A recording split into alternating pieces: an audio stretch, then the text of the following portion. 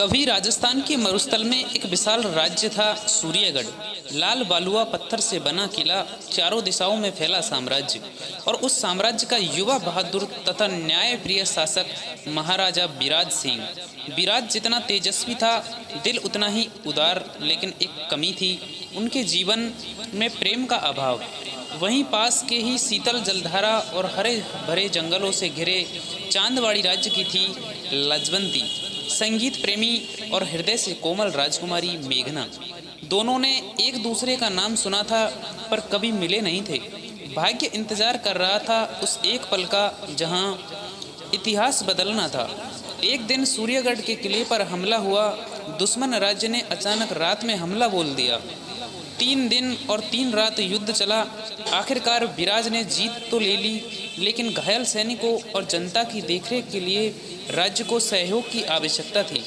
राजसी संदेश चांदवाड़ी पहुंचा और मदद के लिए भेजी गई एक विशेष चिकित्सक टोली, जिसका नेतृत्व कर रही थी राजकुमारी मेघना। विराज को पता भी न था कि उसकी जिंदगी बदलने वाली है। जब मेघना पहली बार किले में उतरी तो विराज ने देखा पिंक सिल्क की पोशाक, माथे पर छोटी सी बिंदी, शांत पर दृढ़ नजरें। वह कोई साधारण राजकुमारी नहीं थी, वह खुद में एक आभा थी। मेघना ने जैसे ही घायल सैनिकों को देखा, उनकी आंखें भर आई। विराज दूर से उन्हें देख रहा था। पहली बार किसी ने उसके हृदय की कठोर दीवारों में हल्की सी दरार पैदा की थी। शाम को विराज ने मेघना से मिलने का निवेदन किया। महल के मध्य उद्यान में दोनों मिले। चांदनी रात, फूले हुए काश के फूल और रूह में उतर जाने वाली शांति। राजकुमारी, आपके आने से मेरा राज्य ही नहीं, मैं भी कृतज्ञ हूँ, विराज बोला। मेघना मुस्कुराई। राजा का धर्म प्रजा की रक्षा है और मानवीयता उसका हृदय। मुझे वही निभाना है।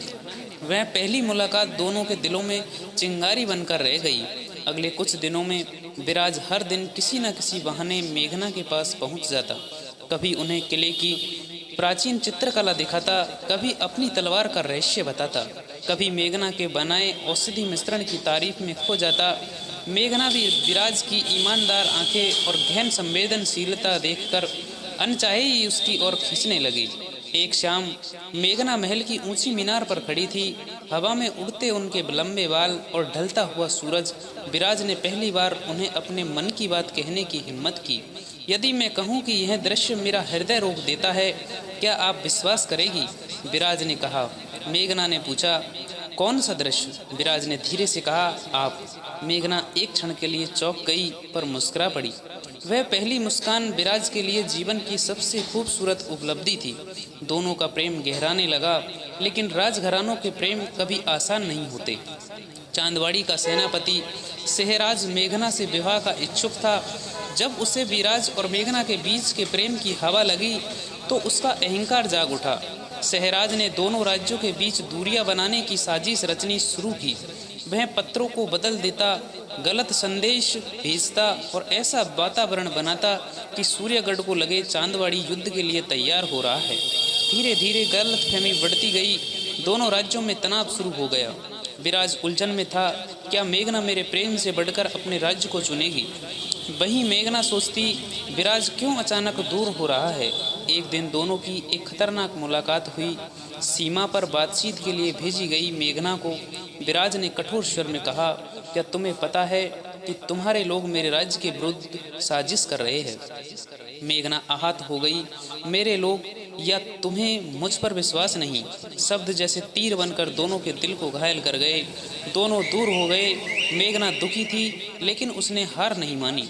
वह चुपके से जानकारी जुटाने लगी और उसे सच पता चला, यह सब सहराज की साजिश थी।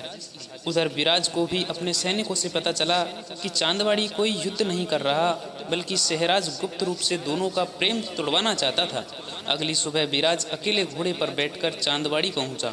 किले के बाहर ही सहराज की सेना ने उसे घेर लिया। विराज अकेला था, लेकिन सिंह की तरह लड़ा। जमीन खून से रंग गई, लेकिन विराज हार नहीं मान रहा था।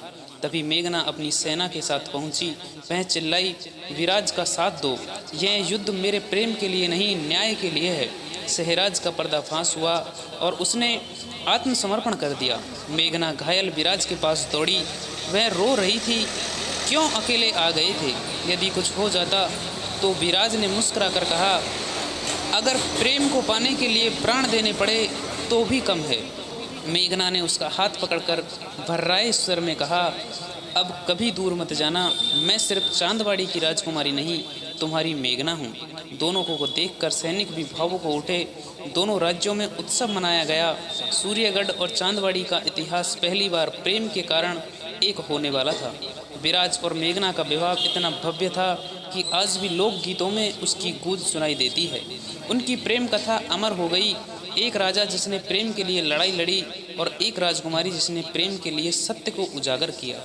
Thank you for watching this video. दोस्तों, आपको यह कहानी अच्छी लगी हो तो प्लीज़ वीडियो को लाइक करें, चैनल को सब्सक्राइब करें। मिलते हैं नेक्स्ट वीडियो में, तब तक के लिए बाय बाय, राम राम।